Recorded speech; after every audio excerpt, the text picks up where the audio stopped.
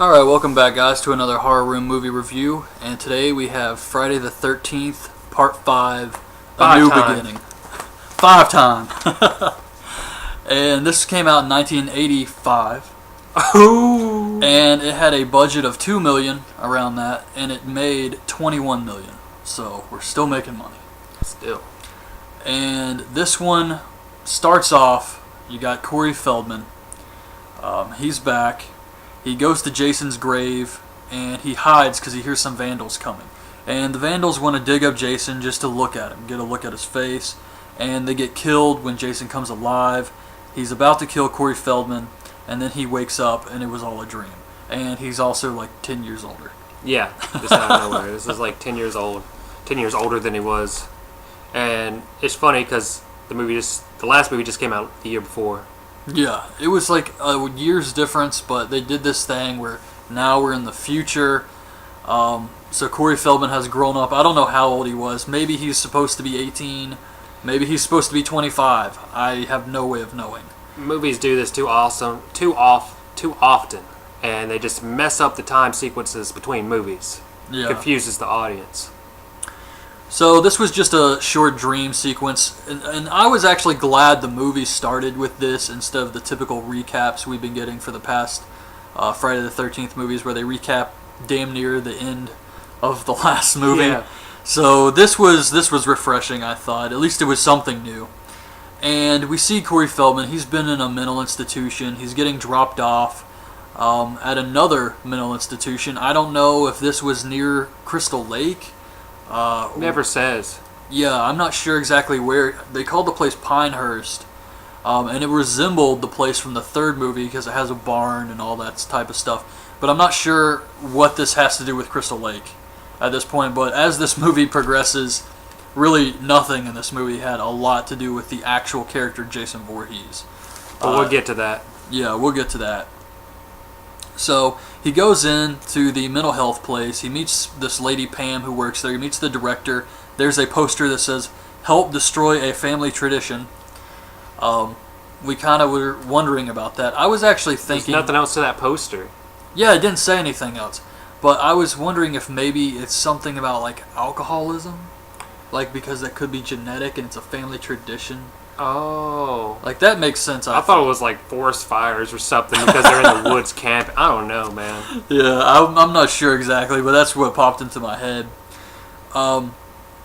This is another institution where they take people who are about to be released back into society. They don't have guards. The people are allowed to do pretty much whatever the hell they want here. And they did. And they did. Tommy is messed up. He doesn't really talk much. He's on medication. He has a knife. He just brings a knife in the bag. Apparently they don't search these guys either. No, he has a knife and he hides it under his bed, and I said, I don't think you need to hide it, man. You heard he was able to bring it in. Not at this place. At this place, anything goes. So he brought in a knife and like 3 masks. 3 of them. I mean, that doesn't say serial killer at all. So another kid who's actually not part of the institution, who is Weasel. For those of you who remember Family Matters with Steve Urkel, Eddie Winslow had a friend, Waldo. And then they had another friend, Weasel, who was always like conniving and had these scams. This kid is Weasel. See, he reminded me of this, and at first I didn't see it because this kid's pretty young.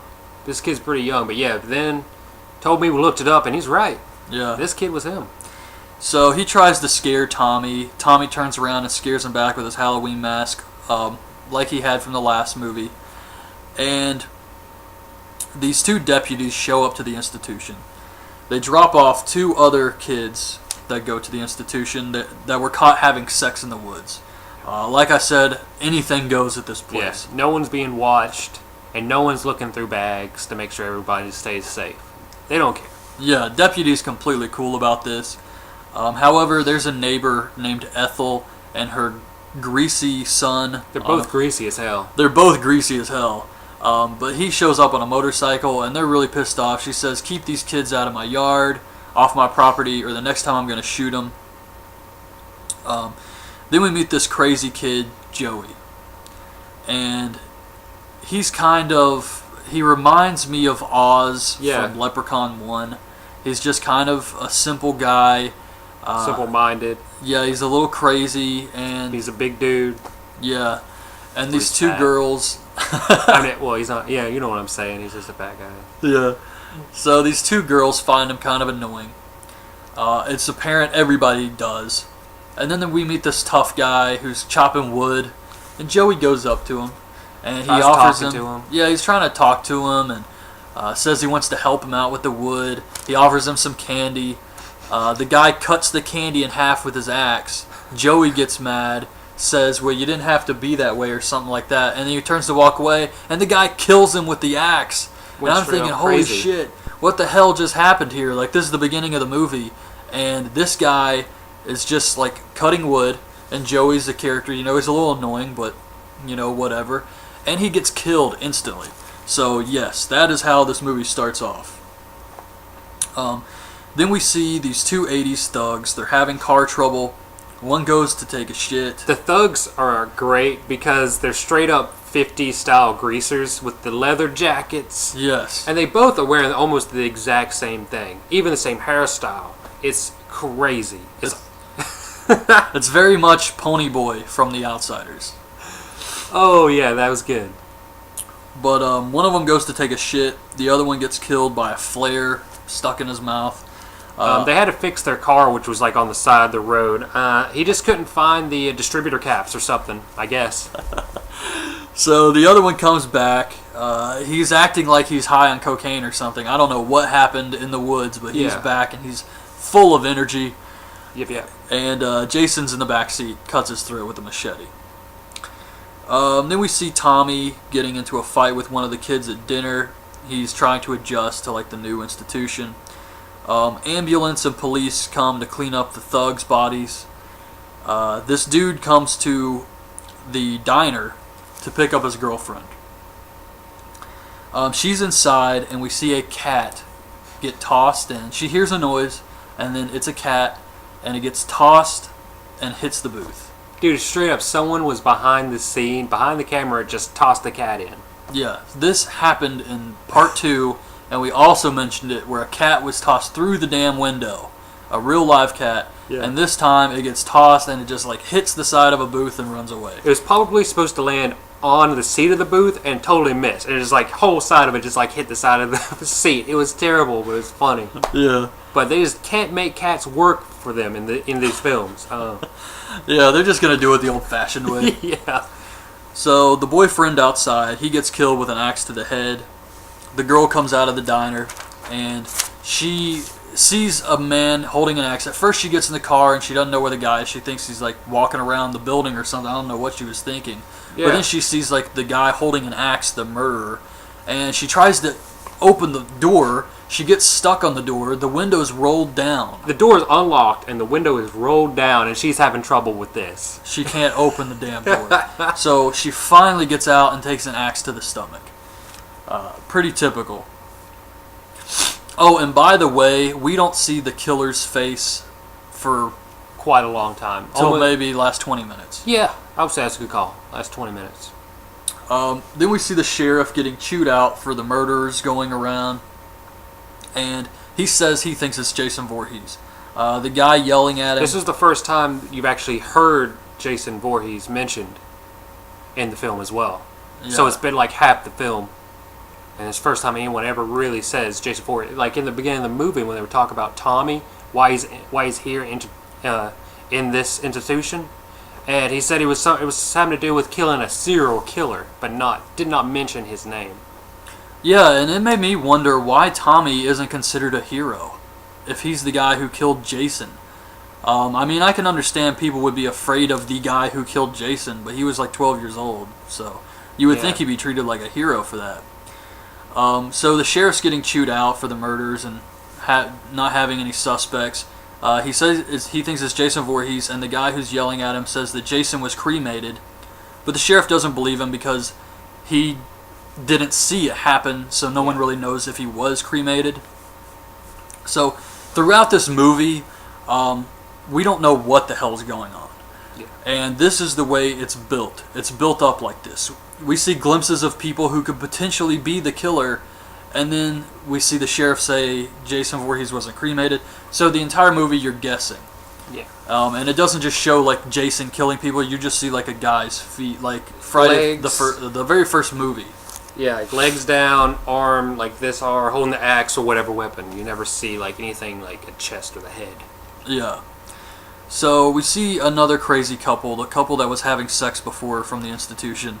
They're having sex in the woods. Big surprise, they're having sex again in the woods. And one of Ethel's farm hands is watching. He gets a machete to the stomach. The boyfriend goes to the creek, and while he's gone, the girl takes hedge clippers to the eyes. And then when the boyfriend gets back, he gets a belt pulled around his head over a tree, and then it twisted and just like squeezes his brain. This guy who is killing these people has a toolbox with him at all times, full of spikes, hedge clippers, meat cleavers, machetes, axes, everything. So whoever's doing the killing is walking around with a tool shed. Has to, because he almost every time he'd have some other different weapon. Yeah, it was just almost too much. So then we see Pam. She takes Weasel to go see his brother that lives in a van. And his brother is Juwan Man. Juwan Man, dude. God, this guy... We popped hard for this. Yeah, we both said at the same time. We were like, holy shit, Juwan Man.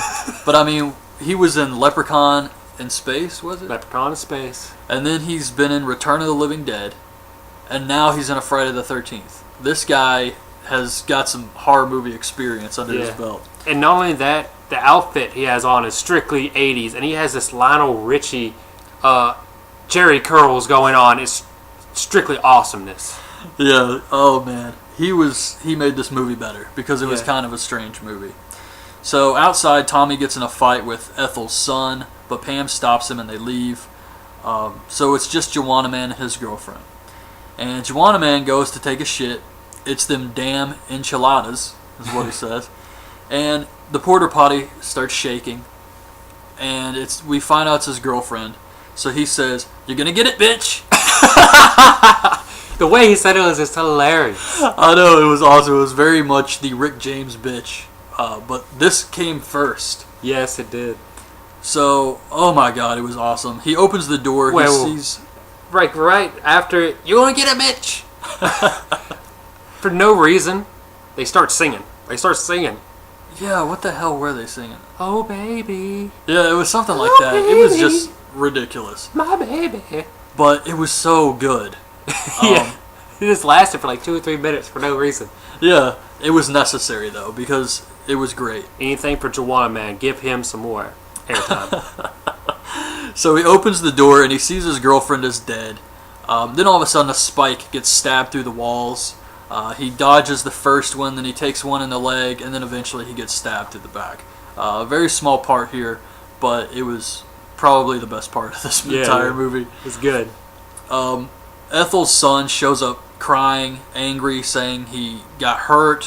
One of the institution kids hurt him. He's riding around on his motorcycle acting nuts, and he gets a meat cleaver, cuts his head straight off. And then we hear Ethel inside the house. She hears the door and then gets a meat cleaver to the face through the window. I'm still processing that in my mind. Yeah, she heard a noise, like Yeah. in the next room, and then when she turns back, an axe comes through the window, like a meat cleaver, and just kills her right there. Because let's just call him Jason. Jason would not have to, since he already had a meat cleaver, he would not have to go inside to get a meat cleaver. So he's thinking about just messing with this woman. I don't know what the hell he was thinking. I don't know why they did that. Just make her, she could die without having her hear the door open. It was stupid. So the killer shows up at the institution and he starts killing people, starting with this nerdy kid who kind of stutters. He just kills him, I think, with a machete to the head. This other girl, Robin, she climbs on the top bunk and sees his body, and then she gets the classic hand over her head, stab through the bottom bunk that Jason's been doing in pretty much all these Every movies. single one. Then we see this girl, Violet. my God, was this awesome. I take it back. Juwan Man wasn't the best part. This was the best part of the movie. She's doing this awesome dance. I don't know what this was. Not as good as Crispin Glover in the last movie, but it was still awesome. Yeah, and you got a lot more of it than like the last film dance sequence wise. Yeah, this lasted a while. It was like he's the man with death in his eyes or something. Yeah, She's the doing song like this is awesome. weird. It was crazy. The dance is awesome. Strictly so 80s. Yes. Song and dance. I had to watch this scene twice. Oh, yeah, we did. So good stuff. It was hilarious. So she's doing this dance. She gets stabbed by Jason, or the killer, I should say. Reggie, who's Weasel from Family Matters, he sees the bodies piled up in Tommy's room. And Pam comes to console him. She goes to check. She sees it. She freaks out. They both try to escape the house. They only see the bodies in this room when lightning strikes, and the light from the lightning shows dead bodies. No one turns on a light in this damn house. No. Or later on either. Like no lights at all. Why? It's just look in the room, but wait, I have to wait for the lightning to strike before I see anything. So I'll be in here for a minute. Yeah. No.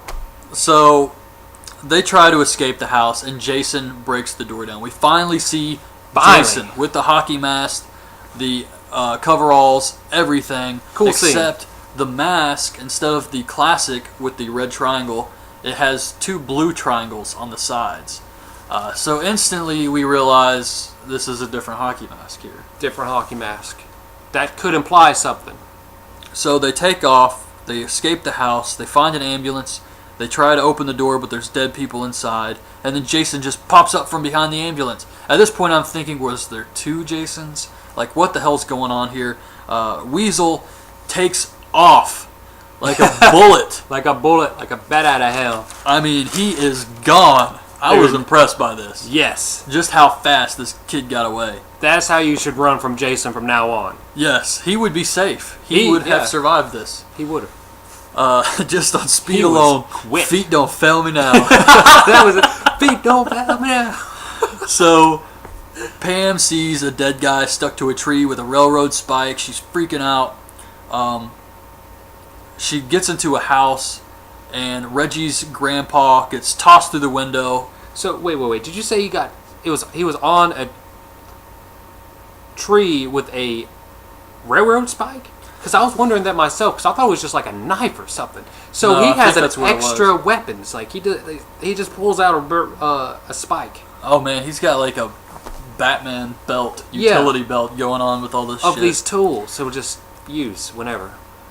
But yeah, so she's in a house. Reggie's probably 2 states away by now. And she's hiding, and his grandpa gets tossed through the window. Aw, sad to see him go. Yeah, which Jason's done in all the movies so far, and he's missing his eyeballs. Tossed through the window. She runs out of the house. Jason's about to kill her, and Reggie shows up out of nowhere driving a bulldozer, and he just runs Jason over. They're looking at his body. He wakes up, of course, so they take off to the barn. I like how when he drives the bulldozer, and Jason's about to kill this chick. This chick is the worst person to ever. I don't know how she got away, because this sequence of events is so dumb. First of all, she is the worst person, and she cannot even get up on her own.